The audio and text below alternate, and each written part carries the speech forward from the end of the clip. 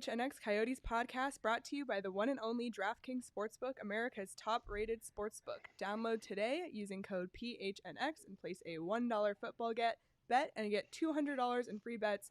It's just that easy. Welcome to episode 7, I believe, of the PHNX Coyotes podcast. I'm Leah Merrall. I'm here with Craig Morgan. We have Petey remote today because he's calling in on his phone. We had some technical difficulties, but we made it. And we have a special guest today, AJ Afely. How'd I do? Yeah. All right. Good enough. AJ's here. He's from the DNVR Avalanche show, so we're going to get some good insight from him today on the Avalanche. Looking forward at the rookie tournament because that is what we will be talking about today. So super excited. And I had to give up my seat to the more senior member of the all-city staff with AJ. So he gets the seat, and I have to call in from home. Senior inexperience, such is life, buddy. Only inexperience. A polite way to call me old. I'll take that. Oh, man. Well, before we dive into the Rookie Faceoff tournament, I just want to touch on something. Craig, you had the chance yesterday to talk to Bill Armstrong and John Ferguson as well, the new assistant GM hire. So what did you take away from that? Yeah, and Steve, you and I were talking about this the other day. It just felt like when they finally got this position in place, and I wrote about this in my column today, Bill Armstrong finally has his cast of advisors in place. He, as I mentioned in the story, he put on a brave face about this over the first year on the job. Yesterday was actually his 1-year anniversary on the job. But I knew how tough it was on him. Privately, it's difficult. You're trying to basically remake an entire franchise. You don't have any experienced leadership hockey people to lean on. It's really important to him now that he's got Larry Plow in place. They've, of course, got Shane Doan in place, and now he's got John Ferguson Jr. in place. You need guys to bounce ideas off of. You need guys to challenge you. It's so important to have just a bunch of voices around the table to offer perspectives, not just perspectives, but very experienced perspectives that can help him make the right decisions, help him push this franchise into the future. Yeah, you got to look at this is one of the most experienced front offices this franchise has ever had. And we talked about having ideas and be able to talk about ideas and bouncing ideas off. Look, Bill Armstrong doesn't have to agree with John Ferguson Jr. He just has to be able to talk to him. And they need to be able to sit in a room, close the door, and throw crazy ideas at the wall and see what sticks and just be able to talk about hockey. So I think this is a good move for the Coyotes to have another experienced voice in that room. Again, time will tell where this all goes in this rebuild, but for now, I think it's a good front office. Yeah, just to sort of tackle another narrative that's out there. I know that a lot of my readers have mentioned that things didn't go well for John Ferguson Jr. when he was the GM in Toronto, and you can certainly look at the track record and come away with that perspective. But I think it's important to remember that people learn from their mistakes and people get better at their jobs over time. He's been doing this for a very long time. He's seen the game from a lot of different perspectives. I think he can bring just a wealth of knowledge, and he can add a lot to this front office. Yeah, and I think the other thing he's going to be able to do is bring that daily management voice to the Tucson Roadrunners, something they have missed over the last season. So they'll have someone from the management office paying attention to them, and that's important when you're on this developmental rebuild. Yeah, amen, because Tucson's going to be where we're seeing it first. They're going to have so many players coming through the AHL team, and I like his philosophy. It's one that we've talked about a lot with the Coyotes. Has been a problem in the past where they've rushed prospects to the NHL club for a variety of reasons, and it's been mostly disastrous for them. Neither he or Bill Armstrong is afraid to overbake prospects in the AHL. You saw his quote yesterday. You know, he's seen a lot of players who play too few games in the AHL, but he's never seen a player who played too many games in the AHL. That's a good attitude to take. You have to make sure that those guys are ready to make this leap, not just to fit in, but to make an impact. Yeah, and that's what this whole development camp's about. And there's your transition, Lee. I usually handle that took so the words well. Right out of my mouth, Petey. I know. You want to Sorry. sit in my chair? No, it's all you, Leah. Take it. You got the notes. Oh man, well, like Petey said, it's a perfect transition into the Rookie Faceoff tournament, which is a tournament that is running from today to the 20th at Gila River Arena and the Ice Den in Scottsdale, which is where AJ's headed after this to check out the Abs. The tournament. Good luck, buddy. Yeah. Thanks. You got a good nav app, right? Yeah, I mean, have you done enough driving in the last 2 days? No. If you don't know, AJ drove here yesterday on no sleep. Did the Ab show on no sleep. You never would have known. You did a great job. Yeah, well, energy drinks really work. So, Perfect. you know, and I've done a lot of things on no sleep in my life. You So could it's, like do branding right now. You Yeah, I just was slide gonna that say. can forward. oh yeah, I've covered a lot of hockey games on very, very little sleep. So just another day at the office. Yeah, exactly. Well, this tournament has 4 teams from the Pacific: Anaheim, LA, San Jose, and Vegas. 2 teams from the Central, the Coyotes, of course, and Colorado, which is just ironic that Colorado and Arizona somehow are considered Central. Nothing to central like Phoenix. Yeah, exactly. And Colorado too. The Avs have always been geographically just kind of out in the middle of nowhere. so bizarre. Yeah. Unfortunately, the Coyotes and the Avs do not play each other in the tournament this weekend, but It is unfortunate. yeah, just for our sake here, but doesn't mean we can't talk about it because the games are open to fans at Gila River Arena. There's a little bit of a restriction at the Ice Den. Yes. You can check out the Coyotes website for more details on there, but Good luck with that. yeah. It's kind of a mess so far. Yeah. Yeah, they were only selling 200 passes to the games at the Ice Den, and as far as I know, as of last night, there were only 28 left. So it's tough to see the games over there, and you get it with the COVID protocols. There's a lot of staff, as you know, they're scouts, they're executives. This is an event. It attend, is so- interesting that it's a big deal by the teams that come, but Monday morning, because Monday morning is the end of it. By the end of it, they'll all be gone. Yep. Everybody bails out of here. Yeah. It'll be I'll be alone watching that game on Monday morning at 9 a.m. One guy And in the just- stands just eating a looking shot of around. that. It'll be like me and like Chris Peters or Corey Pronman, like the prospect guys, who they always stick around. But other than that, it cleans out so fast. Oh man. Well, yeah. The Monday games are all early because the Coyotes play at noon that day. Yep, the last day is always like that. Yeah. Shane, go ahead and throw up the weekend schedule for the Coyotes. So we got Vegas versus the Coyotes tonight at 7:30. You're going, right, Craig? And I'm going to all of Petey them, is yeah. going as well, I think. Petey So in the house. yeah. And then we got Well, LA. yeah, Oh, say what I you're won't gonna be say. like Craig's going to live at one rink. AJ's going to live at the other. I'm going to kind of drift between the two and try to see as much of all of these prospects as I possibly can. So I want to get a little taste of everybody. I'm gonna have to put the shackles on you to, prevent the urge of you running down to the bench for a replay, right? I have. It's funny, and I know we'll make it really brief. This truly is the first time back in Gila River Arena for me since my days working for the team. It's going to be a really, really strange feeling. I was there when it was just a piece of dirt out in the middle of nowhere in Glendale. So it's the first time being there, not working there for the team. So it's going to be a strange to be on the other side. And Craig's taking me to the dark side. I'm going to have questions like, where do I park? What's the dress code? Where do I get in? Honestly, I got these the little things I have no idea. Oh goodness. Anyway, can we take a tangent here? Yeah, go for it. Petey, you know what story I love best is like the one that you told me from you working at America West Arena when you didn't really have an office, and there was like beer dripping down into your yeah. quote unquote office from the stands. Can you tell us a little bit about that one?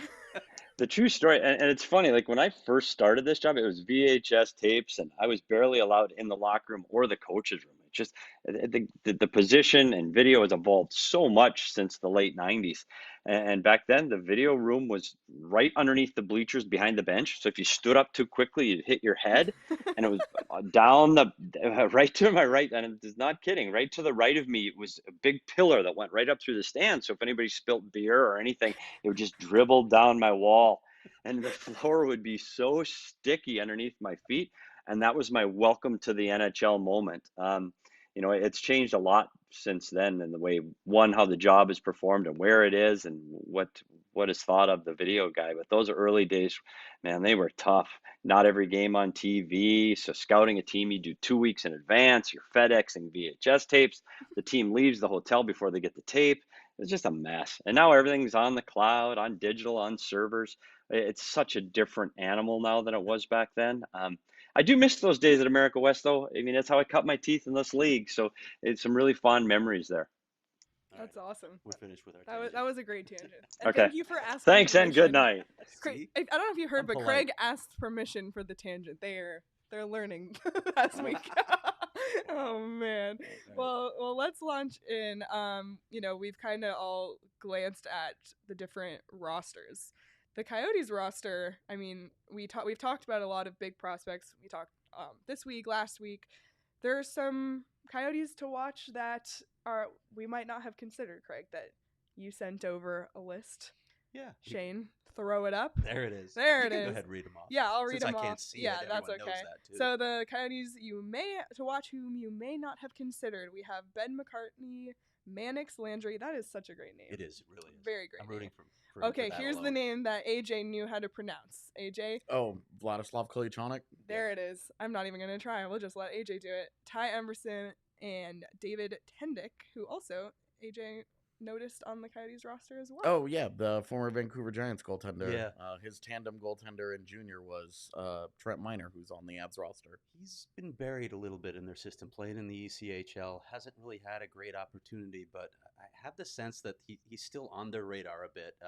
Probably even more so than the guy that's listed as the backup on the NHL roster right now. Honestly, the ECHL goaltender is the one position in the ECHL that should not worry people. If you see a goalie in the ECHL, it's fine. Guys come out of there all the time. It's funny. Yeah, here's another tangent. Go for it, Craig.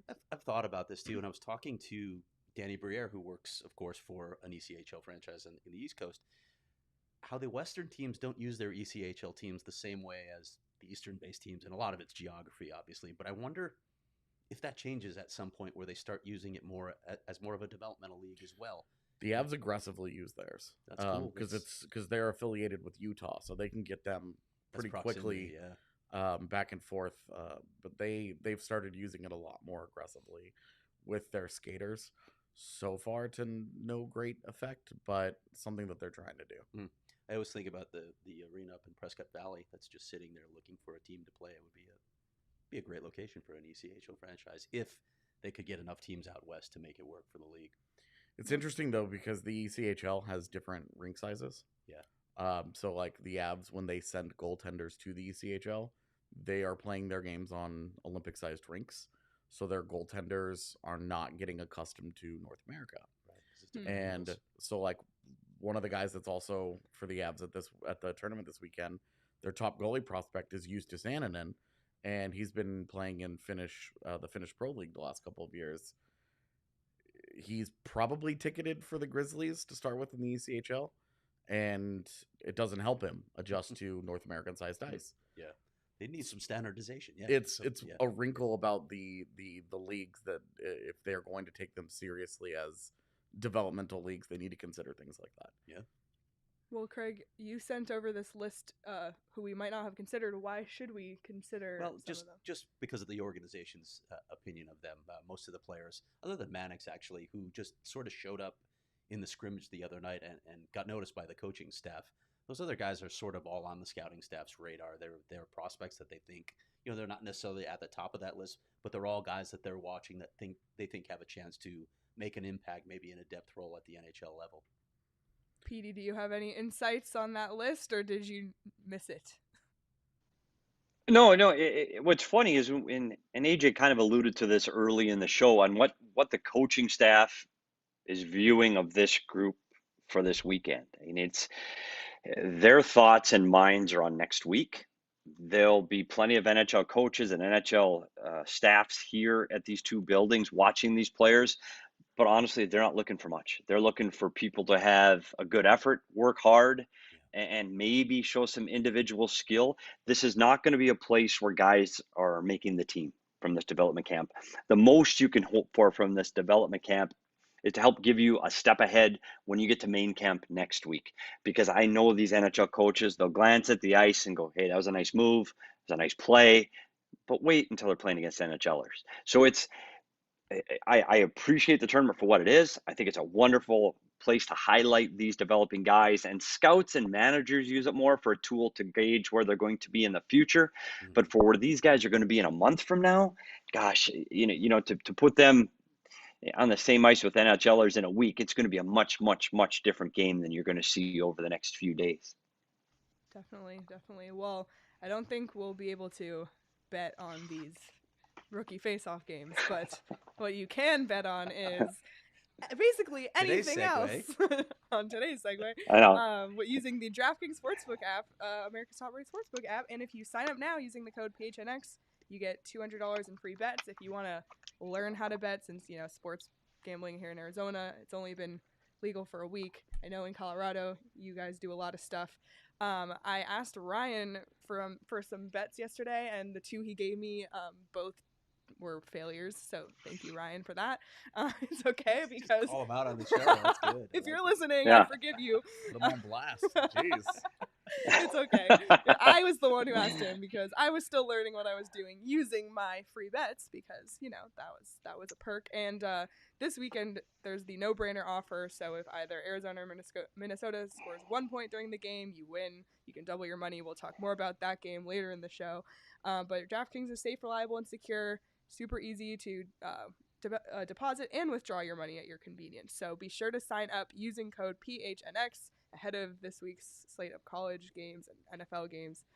And yeah, it's super, super easy to use. I've been enjoying it. 21 and over, Arizona only. Gambling problem, call 1-800-NEXT-STEP. New customers only for a free bet promotion. Minimum $5 deposit and $1 wager required. Eligibility restrictions apply. Maximum $50 wager for the no-brainer offer. One per customer. See DraftKings.com/sportsbook for details. And let's also not forget that what story went up on Go PHNX this morning, Craig? This morning was the rookie face-off preview. Perfect. Yeah. So you can listen to this show. You can read Craig's article. They go hand in hand. With I know. lots of thoughts from AJ, actually. On Oh, that, so. all right. Well, that's perfect because we're going to kind of dive into the other teams. And I know you talked to a lot of beat writers. Was AJ the writer you talked to? He was. For Colorado? Well, look at that. And we have him firsthand here to share his Why perspective. talk to anybody else about prospects on the Avs beat? I mean, It's really. the one thing I was made for. Seriously. Well, be sure to check out gophnx.com, not just for Craig's stories, but for all the stories across all of our beats here. You can sign up for a year membership. You get a free t-shirt if you do so. We have to get the t-shirt leaderboard out because I believe the Coyote shirt is still in the lead. We've said it every show so far. Continue to do that. If you're unsure, you can do month to month and get your first month membership just 50 cents. So give it a try. You get access to the members only Discord and a lot of great content on the website as well. So go phnx.com and then the PHNX locker for the merchandise. Swag. For the swag. All right. Well, we were talking about previewing the other teams. Like I said, we do have AJ here, and this is exciting for us since Coyotes will be in the Avalanche division this Not so year. exciting for the Coyotes. Not so exciting for us, actually. We are looking forward You to it. did say on your show yesterday that the Coyotes will be the easy win in the division this year. You guys are the free space on the bingo Yeah. card for this one season. And I think either it might have been Petey. I don't know who said it on your show yesterday, but like, who is the free win for the Coyotes this year? The Pacific Division. Yeah, fair enough.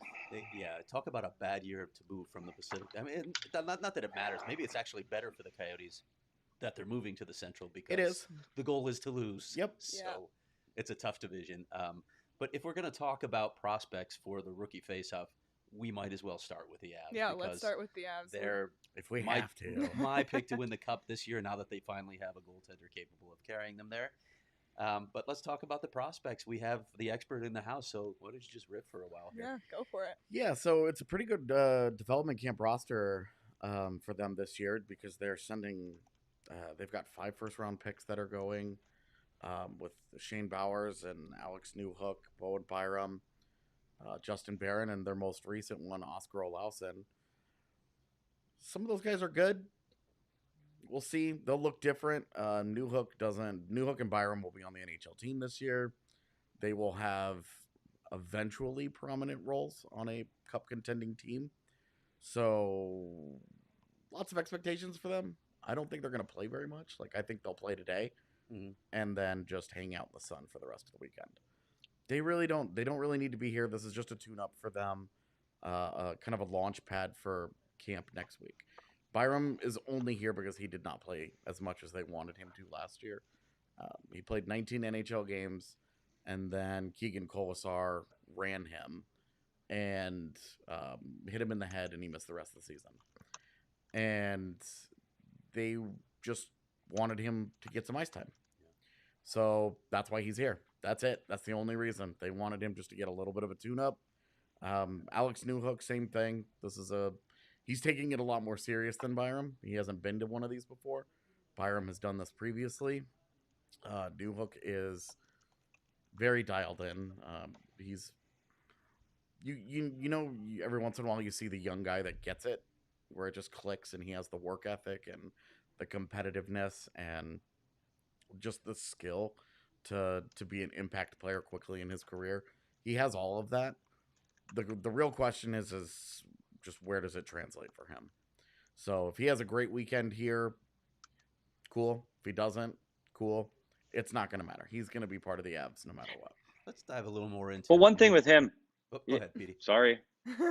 No, I was just going to talk about both of those guys. And Newhook is really interesting to me. You talk about him being a little more mature. And one of the things fans can look at this weekend, and I'm a huge proponent of college hockey. I think it's a development model that works for guys that aren't drafted in the first 2 rounds, although you're seeing that as a trend more and more.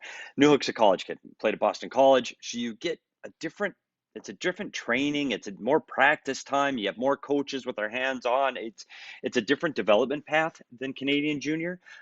Canadian Junior is a great development league. The best players go through that league, but it's not for everyone. So I'll say that first. The interesting thing for me with Newhook is he's a center iceman, and the Colorado Avalanche are deep in the middle of the ice. So to me, the question to you, AJ, is where is he going to start his career with the Avalanche? Is he a centerman? Is he a winger till he learns the position? What do you think coming right out of the gate? Well, he'll be a center today, and then where they decide to put him in training camp next week is still to be determined. As you mentioned, with McKinnon and Kadri and Tyson Jost and the myriad of guys that they could have playing fourth line center for them, it's an open competition, I think. But I think he's the smart money is that Newhook probably starts on the wing in Colorado because that's where they need the help the most. What are they looking for from him in his development to maybe take that step? Obviously, there's a path locked as well. Yeah. Don't get hurt. Yeah. Don't get hurt, man. But in terms of his development, what are they looking for from his game still? Definitely the defensive side of things. He could be. He's got major puck watching tendencies. So he needs to really break that habit. And he started to at Boston College. It was actually pretty encouraging. They put him on the PK a lot there, and he scored a lot of shorthanded points because he's really fast. And I think the little details, the commitment, sticking to the system a lot more than just drifting around following the puck. That would be where it starts with him defensively, especially with Jared Bednar. He demands if you can't handle defense, it doesn't matter how dynamic you are offensively. It's not going to happen. You're going to have to sit unless you're Nathan McKinnon, which he's just not. So with Newhook, it's going to be, can he handle the defensive game, which is another reason why I think he's going to start out on the wing. They used him in the wing in the postseason. They have a need there. They can get him kind of adjusted to the NHL game there. And then at some point when injuries hit, inevitably, they might want to try and move him over to the center spot at some point. But to start out with, I think he should probably be on the wall. Was it a non-starter? There was a lot of talk that Newhook was possibly in that deal, or at least the Coyotes had inquired about Newhook to be a part of that Kemper deal. Was it a non-starter for the Avalanche? Yes. Yeah. I mean, I would like to acquire Scarlett Johansson's phone number. I'm free to call her agent and ask, but you have to. There's nothing wrong with asking, right? Like, if you ask and they say yes, look at Rasmus Ristolainen fetched a first-round pick, and that guy's bad. So it's it doesn't hurt to ask. They might say yes, but on that particular day, Sakic was on planet Earth. So yeah. I think the Coyotes are still pretty satisfied with their haul from that trade. Yeah, as we've and talked about. while we have AJ here, I know we're talking about the rookie tournament, but just while we have AJ here, and you're obviously familiar with Connor Timmons, what can you tell us about him? I'm so salty about this deal still. Avs fans are tired of me talking about it because it was a deep cut. They waited. They loved Connor Timmons. And they waited for such a long time through the injuries. He misses an entire year with concussion issues. last year was really uneven. The first 2 months of the season, it was vanilla ice cream. It was so blah. There was nothing happening. He goes down to the AHL for a couple weeks. He comes back up. The light bulb turned on. Totally different guy. I mean, just ripped it up at the end of the regular season. Looked exactly like the guy he was in junior. Just a totally different animal. And then held his own in the postseason. Looked good against St. Louis. Was respectable against Vegas. He was not one of their problems against Vegas. All the issues that they had, he just wasn't on that list. And that he's going to be in a situation where he can actually eat up big minutes. Yeah. He can play in all the different situations that they want to put him in. He can run a power play if he needs to. Doesn't really have a great shot. You'll find he has a lot of creative ways to blow scoring opportunities, but he also creates a lot of them for teammates. He's going to be a great fit for the Coyotes, and building around Chychrun, Soderstrom, and Timmons is going to be, that's a really, really good foundational couple of pieces for them. As you know, their forward core is it's a desert, to be honest. So, but their defense, he's really going to help them a lot. Going back to something you said earlier, was that just the reason they were willing to part with him, is depth and his path was blocked? Yeah, and Justin Barron's right behind him. Yeah. Like, Justin Barron's already nipping at the heels, and that's another guy. He's here this weekend. Another guy you mentioned in the story. Yeah, and I can tell you at Dev Camp the other day, he looks great. He's huge. Whatever he's listed at is inaccurate. He is much larger. He is a huge man, and he moves really, really well. And he's right-handed, and in the NHL, that's gold.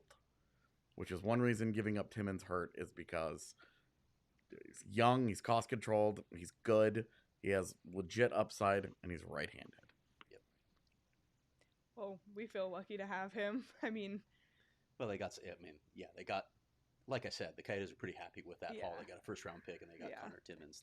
They should be. Yeah, I mean, and listen, Darcy Kemper, that's a trade and a half. Darcy Kemper wasn't going to sign here after his contract expired in another year. He did not want to be a part of a rebuild, so you got a lot for that asset. And as I've said 100 times on this show and in print, everybody told me they weren't going to get a first-round pick for Darcy Kemper. They did, and they got Connor Timmons. That's I would have bet money they would have gotten a first, but to get Connor Timmons on top of that is highway robbery. Yeah. It was a good trade. To maybe grab a third-round pick on top of that, too. On the flip side, as you guys probably talked about yesterday, you have Darcy Kemper in Colorado now, and that's the missing piece. I mean, I already put money on Draftkings for him to win the Vezina. The day that became available, that happened. That's awesome. That's awesome. I'm a big Darcy Kemper fan, so as salty as I am about it from their side of things, my personal affinity for Timmons aside, Darcy Kemper rules. So, AJ, this is astounding to me. Petey's been so quiet on this show, and I'm not used to this. So, Petey, you're still there, right, Petey? Just making sure. Yeah, I know. I'm fading off a little bit. Like, I am debating taking a nap right now. I guess this is the best way to shut me up, is just send me home. And Shane can just hit a button at any time, and you'll be gone. I know. Oh, look at that! But no, AJ provides. Wow. There you go. There's been something we've been meaning to tell you, Petey. Yeah, exactly. Oh man, Leah, drive again. Well, Petey, while we have your attention, we've been talking a lot about the Cardinals-Vikings game this weekend. You're a Vikings fan, so I think that's a perfect transition for us to talk about the Draftkings pick of the week, and you're going to be the one making the pick. What do you got? The pick of the week this week. And here's one thing, 9 days into my DraftKings experience that I have learned: you bet with your head and not your heart. So for Petey's pick of the week, I'm taking off the horns, and I know people have seen the picture, and I'm taking the Cards to cover the spread. I think it's going to be a huge week for Kyler Murray against a depleted Vikings defense. So not only am I taking the Cards to cover, I'm also taking them on the 50.5 over. And trust me, the one good thing about working at PHNX, I walked down the hall and I talked to Johnny Venerable, the insider of the Cardinals beat. And I said, hey, am I on the right track with this one? And that's the kind of information you can get on the inside. And again, here's the plug. You can get that kind of information inside the member Discord. So you can ask Johnny yourself. So I trust this bet. I went to the football people. I'm taking the Cards and the over, and that's Petey's pick of the week. They grow up so fast. That was amazing, Petey. Look at Petey. Just wait till you guys are in the off season again, and you guys are really stretching for it.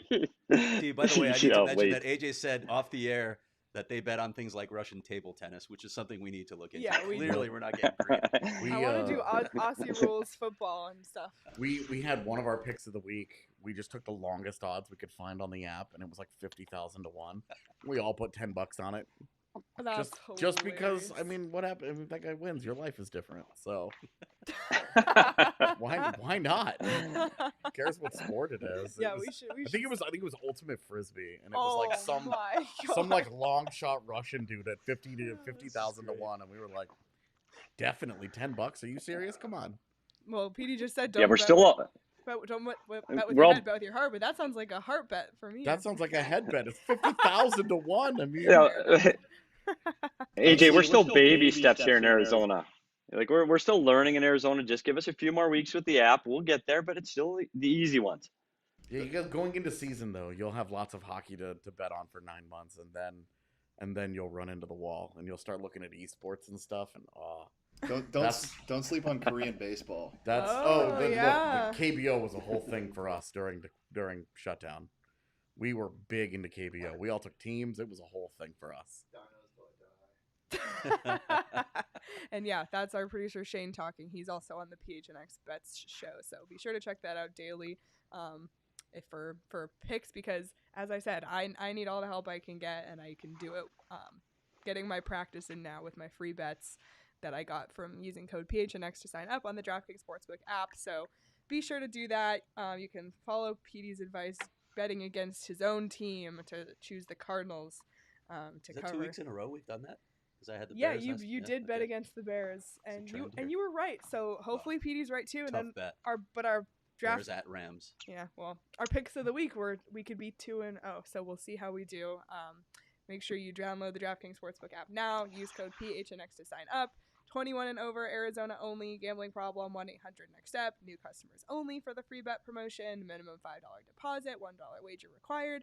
Eligibility restrictions apply. Maximum $50 wager for the no-brainer offer. 1 per customer. See DraftKings.com/sportsbook for details. Well, we can continue talking about the Avs as well, but I also just want to mention the other teams that we have coming in, and Craig also sent in a list of the 5 players to watch from 5 other teams. Bring it up, Shane. Yeah, I just threw up 5 guys. Yeah, so It's just 5 guys. Yeah, so 1 from each They're all team. Yeah, First round pick. Exactly. Yeah, worth watching for Fun fact. Commonality. for whatever reasons. Peyton Krebs and Alex Newhook were this close to being switch teams. Mm. This close.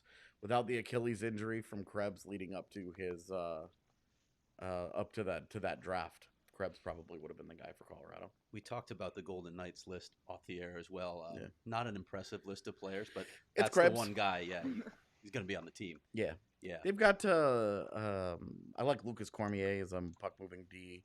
Zach Dean's an interesting forward prospect. Pavel Dorofeyev was another guy Colorado really liked that got picked immediately after the Avs made a selection because they were next to each other in the draft in 19. So some interesting ties, Vegas and Colorado, always with the interesting ties. Looking at this tournament as a whole, I think the general consensus out there is that LA and Anaheim are the teams to watch, and it's no surprise when you look at some of the names on there. Yeah, Anaheim obviously bringing Zegras and Drysdale, and yeah. So Anaheim McTavish and- Anaheim kind of doing what Colorado's doing, that they're bringing all the big guns. Yeah. The depth isn't really there for the Ducks yet, but some of the high end guys are there, and I'm curious how a guy like Zegras, how seriously he takes it. Yeah. Because again, like the guys that know they're going to be in the NHL, this is a tune-up. This is not serious for them. So I don't think you're going to see, and we're 4 or 5 years into this thing. You're not going to see those guys go full bore. It's not, those guys don't ever like take over the way that you would think that they do. But guys like a guy like Jacob Perreault for the Ducks, another first rounder. That's a guy that I think is going to be interesting because he's got skin in the game. This is a little more meaningful for him than a guy like a Zegras or a Drysdale. Drysdale, I think, needs it because he had such a poor finish to the season. Right. That he needs to turn that around and get the arrow pointing in the right direction. We talked about first round picks too. LA's bringing its last 4 first round picks to this tournament, 3 of whom have suffered injuries over the past few seasons. So they're really looking to see something from a lot of those guys because they don't have a big sample size on any of them because they've been struggling with injuries for the past couple of years. Yeah, and Turcotte's always going to struggle with injuries. His entire career, he's always been banged up. He's undersized and slight, and that's the worst combination. Whereas a guy like Byfield's he's a freight train, but is he actually any good? Yeah. I guess we'll find out. Petey, I know you had some teams that you were excited about this weekend. Yeah, and I guess AJ just shot all of those guys down, so never mind. No, it's all the guys, all the big players in the NHL are the guys I wanted to see. Like I wanted to see Zegras and Drysdale. And to AJ's point, once a guy has been to this particular tournament more than once, it does change their outlook. I mean, it is hard. You're skating with a bunch of tryout guys, and you're looking towards next Tuesday and Wednesday when you're playing with the big club. But still, the guys that Craig mentioned as the top 5 are the guys I'm most looking forward to see play. I watched, Jamie Drysdale when he first broke into the league last year at 18 years old at defense, which is an incredibly difficult position. You go, wow. This kid's got some jam to him. Like AJ alluded to is the fact that maybe he didn't finish as strong as he started, but he's 18. So I think the upside for Jamie Drysdale is huge. And I also, Zegras and Quentin Byfield and Bowen Byram, like those big name players, I want to see him in a nice intimate setting at the ice. And I'm really looking forward to seeing if some of that individual skill really shows itself. But for the quick checklist for fans going to the game, just go to Craig's article, and I know that should be a drinking game. Go to Craig's article or what Craig wrote, and then you have to take a shot. That's for future shows. I'm just kidding. But that's the guideline. Those Petey, are the guidelines. When we talk about guys that maybe aren't all in, how does a coaching staff view that sort of approach? When you're here a second time or a third time, and you already know that you're going to be on the NHL roster. What do the coaches want to see from a player like that, other than, as you mentioned, don't get hurt? But it's different in the practices leading up to this tournament. In the practices, they better be working hard. They better be the first guy in line. They better be doing the drills right. They better be finishing the drills off. In the games, people are expecting, like, you want to see Zegras go score 4 goals and lead the tournament scoring. But guess what? Everybody out there is fighting for something too. So there's not a lot of space out there. They have no system play. You don't know your line mates. This is a choppy tournament. It's an ugly hockey tournament, meaning it's not. These guys haven't played together. They have no idea where they're supposed to be going. It's all individual. It's true. No, but it's the truth. Absolutely. It's an individual game. It's not a team game, and it's not going to be pretty. And they're not going to have F2 on the forecheck helping out, and those type of things aren't happening. It's about the individual in this tournament. So it's not going to be pretty, and that's where you have to try to find those individual skill guys and those gems, and just see if their work ethic is there, and are they ready to jump over the boards. How are you able to project, though, within systems and things like that? Because it's funny you say that, because a lot of people were asking me after the scrimmage the other night with the Coyotes, what were your takeaways? And I basically said nothing. There's not. It's you're ugly right. Hockey. It's really ugly hockey. Well, we talked about it in the Discord, actually, funny enough, yesterday. It's what is going to happen day 1 of training camp. This is walk before you can run. They are going to get on a whiteboard and simplify these systems like you wouldn't believe. I think people, honestly, would be surprised how rudimentary day 1 is at an NHL training camp, and how it's whiteboard, X's and O's, very simplified, because they have so many new players. They need them to understand those systems. They got to be running by Friday. So you've got a few days to learn it, and you better start getting good at it, because you're going to have a preseason game within 4 or 5 days. And at that point, you're expected to play the right neutral zone system, the right forecheck, and be in the right spot, because that's how you lose your job. Because hey, this guy couldn't get the neutral zone forecheck right at all night. We're going to put him on a different line, or you know what? He might not play the next preseason game. So they're going to learn quickly. It's just not here. Well, Craig said what he took away, which was nothing. Petey said what he's looking for. AJ, I'm curious. You drove overnight here. What are you looking for when you're watching the Avs games this weekend? So a guy like Shane Bowers, this is super important for him. Like we're talking though this it's all individual and this is meaningless for the top guys. As far as I know, Shane Bowers is the only 2017 first round pick who hasn't played in the NHL. You are yet. correct. I looked that up. By the way, yeah. He needs this. This is super important for him. This is his third or fourth time at one of these. He's got to have it. This has to happen for him. So he's an extension of the coaching staff on the ice already. He's been running their practice drills. If any of the guys have questions, they go to him first. He's kind of babysitting Oscar Olausson right now, and I think they're going to play on a line with Newhook, and that's what I'm looking for. I want to see this matters to him. This is important to him. If he's going to have a preseason that ends up in him eventually getting to the NHL, finally getting a look, it's got to start with this, and he's got everything to play for.